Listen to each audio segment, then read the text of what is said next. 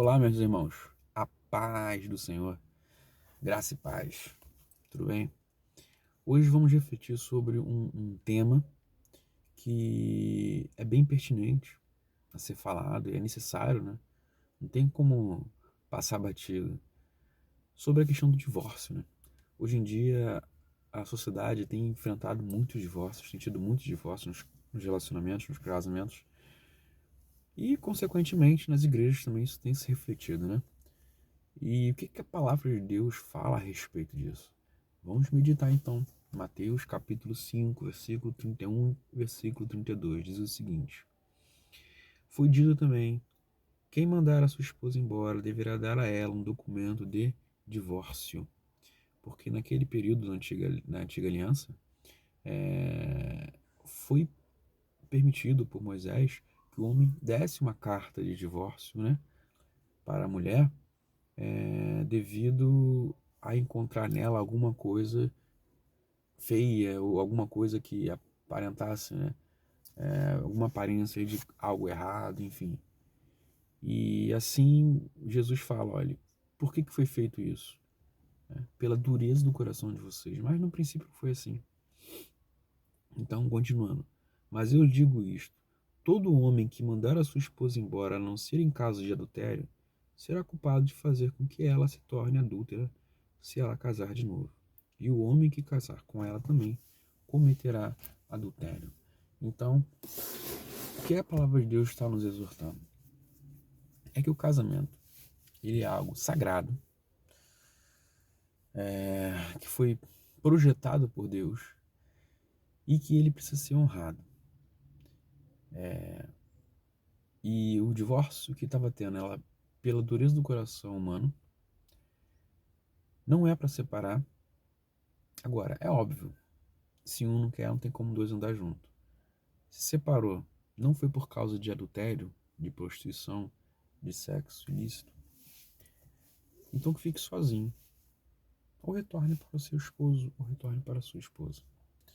Se casar novamente, estará cometendo adultério.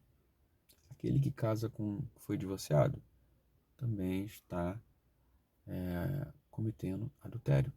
Não dá para negar isso. Paulo, baseado nisso, exorta lá nas primeiras cartas aos Coríntios, capítulo 7, que a mulher ou o marido que se separaram, ou que fique sozinho, assim como ele estava sozinho, ou que retorne para o seu esposo, para a sua esposa. Como me refiro, assim como ele estava sozinho, não significa que ele estava separado ou tivesse separado. Embora alguns até acreditam, né, que pela autoridade, a maneira como Paulo fala a respeito do assunto do casamento, acreditam que, de fato, ele tem já sido casado.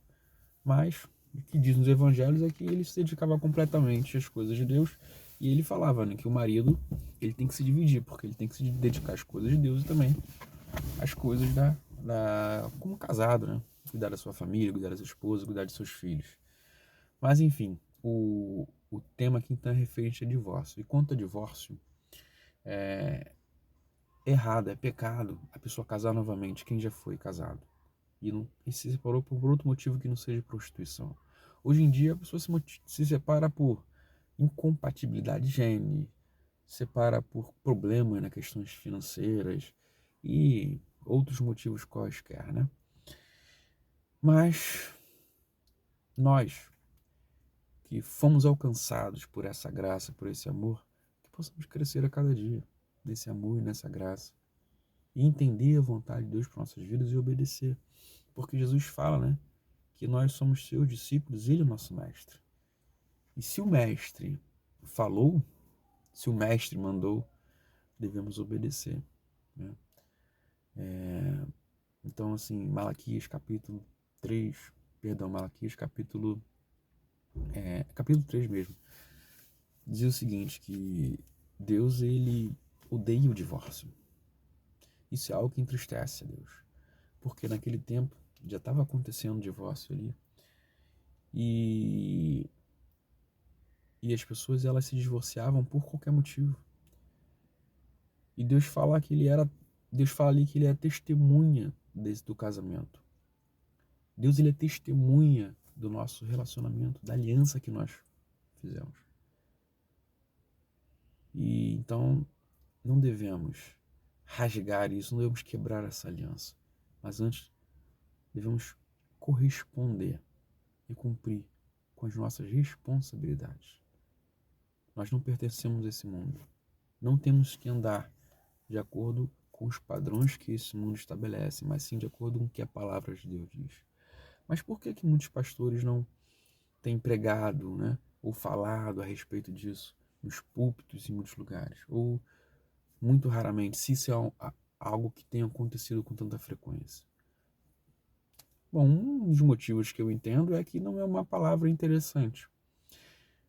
Como tem muitos casais se separaram e casaram novamente, muitas pessoas, né?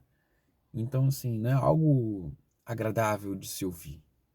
E, infelizmente, o que querem é atrair multidões, é atrair pessoas, né? Para deixar as igrejas cheias. Mas Jesus, ele quer que nós falemos a verdade para que as pessoas possam realmente se converter e vir para Cristo, né? Mas não de qualquer forma, tem que ser a verdade. Em muitas situações, Jesus deu esse exemplo, onde nem sempre a palavra que ele levava era uma palavra que agradava aqueles que estavam ouvindo.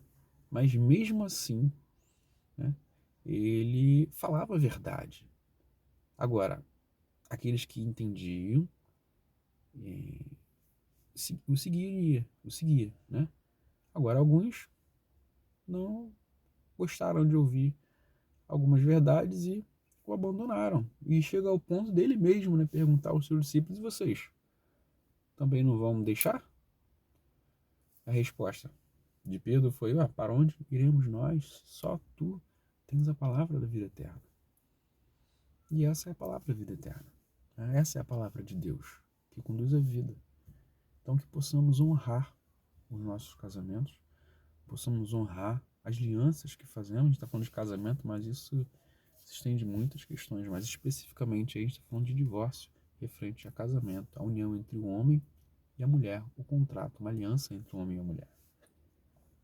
Então, que Deus possa estar abençoando e que essa palavra possa estar sendo respeitada e obedecida, porque é a palavra de Deus. Só mais uma coisa que me veio em mente agora.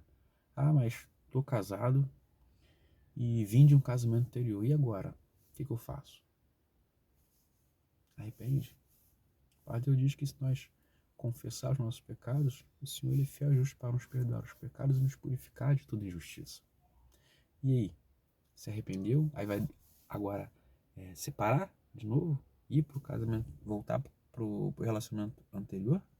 Aí vai estar fazendo uma bagunça, né? Arrepende do pecado que cometeu. Mas já que estabeleceu essa nova aliança, esse segundo casamento, uma outra aliança, né? Então honre esse compromisso.